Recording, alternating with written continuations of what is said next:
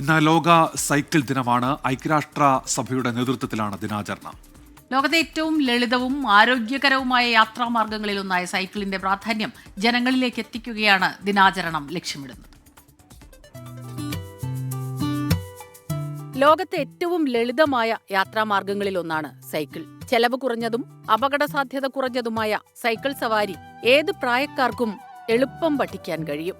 Carbon ബഹിഷ്കരണമില്ലാത്ത, അന്തരീക്ഷ മലിനീകരണം ഉണ്ടാക്കാത്ത ഏക ഇരുചക്ര വാഹനമെന്ന നിലയിലും സൈക്കിളിന്റെ പ്രസക്തിയേറുകയാണ്.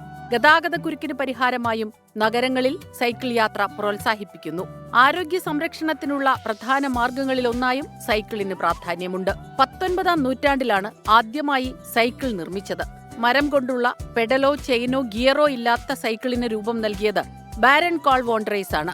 കാലം മാറുന്തോറും പല മോഡലുകളിൽ സൈക്കിളുകൾ നിരത്തിലിറങ്ങി. സാങ്കേതിക വിദ്യയുടെ പുരോഗതിയും സാമ്പത്തിക വ്യവസ്ഥയിലുണ്ടായ വികസനവും സൈക്കിളിൽ നിന്ന് മുന്തിയ ഇനം വാഹനങ്ങളിലേക്ക് മാറാൻ സാധാരണക്കാർക്ക് പോലും സൗകര്യമൊരുക്കി. എന്നാൽ വ്യായാമത്തിനും ആരോഗ്യ പരിപാലനത്തിനുമായി ദിവസവും സൈക്കിൾ ചവിട്ടുന്നവരുണ്ട്. മെട്രോ നഗരങ്ങളിൽ സൈക്കിൾ യാത്രയ്ക്കായി പ്രത്യേക പാതകളും സൗകര്യങ്ങളും ഒരുക്കുന്നുണ്ട്. Research desk 24.